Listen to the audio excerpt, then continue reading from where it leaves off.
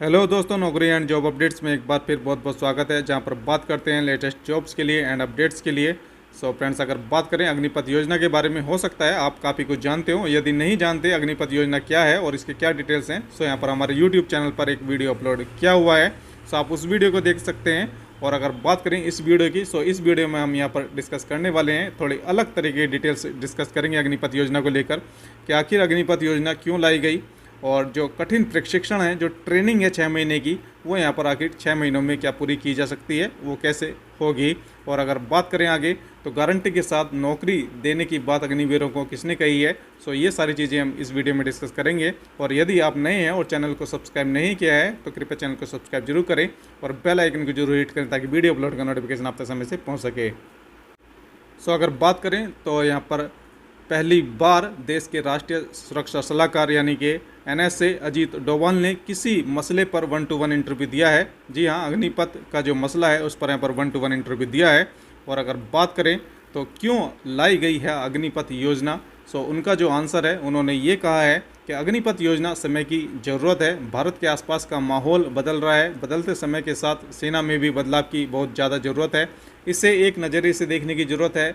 अग्निपथ अपने आप में एक स्टैंड अलोन योजना नहीं है। सो यहाँ पर आप उन्होंने साफ साफ कर दिया है कि आप स्टैंड अलोन को देख सकते हैं कि यहाँ पर एक ये सिंगल योजना नहीं है, ये एक अपने आप में एक स्टैंड अलोन योजना नहीं है। 2014 में जब मोदी सत्ता में आए तो उनकी जो प्राथमिकता थी ये थी कि भारत को सुरक्षित और मजबूत बनाना।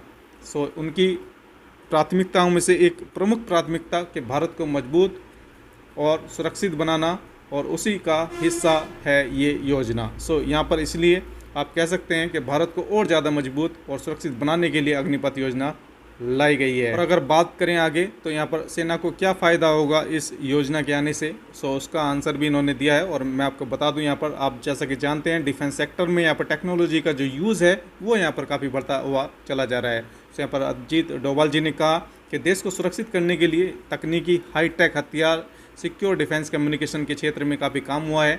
हमने नई नई तकनीकी का प्रयोग शुरू किया है, टेक्नोलॉजी का प्रयोग शुरू किया है। यहाँ तक कि हमने स्पेस पावर में भी बड़ी सफलताएं हासिल की हैं। और इसको ज़्यादा प्रभावी बनाने के लिए और ज़्यादा इफेक्टिव बनाने के लिए हमें ज़्यादा से ज़्यादा युवाओं की ज़रूरत पड़ेगी जो तकनीकी के मामले में दक्ष होते हैं, स्किल्ड होते हैं टेक्नोलॉजी के मामले में। सो यहाँ पर अग्निपथ योजना इसी का एक हिस्सा है।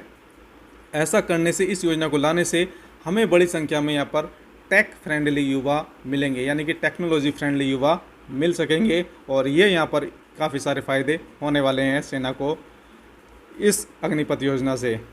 और फ्रेंड्स, अब बात करते हैं यहाँ पर ट्रेनिंग की। ये कहा जा रहा है कि जो कठिन ट्रेनिंग होती है, जैसा कि आप जानते हैं आर्मी की या आपके जो आर्म फोर्सेज हैं उनकी ट्रेनिंग काफ़ी कठिन होती है।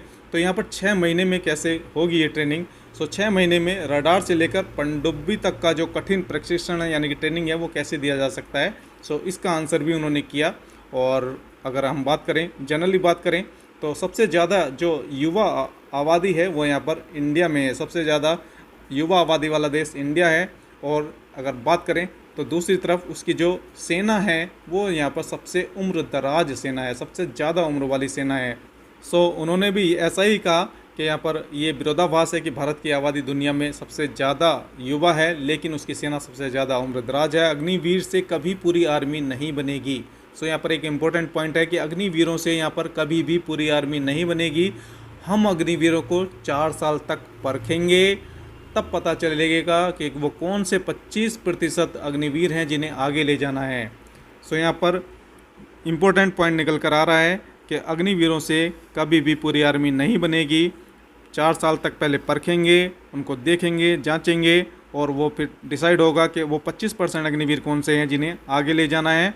और जो परमानेंट सर्विस वाले अग्निवीर होंगे उनको हर तरह की ट्रेनिंग दी जाएगी। सो यहाँ पर वैसी ही ट्रेनिंग जैसे कि सोल्जर को दी जाती है, पूरी ट्रेनिंग मिलेगी, हर तरह की ट्रेनिंग।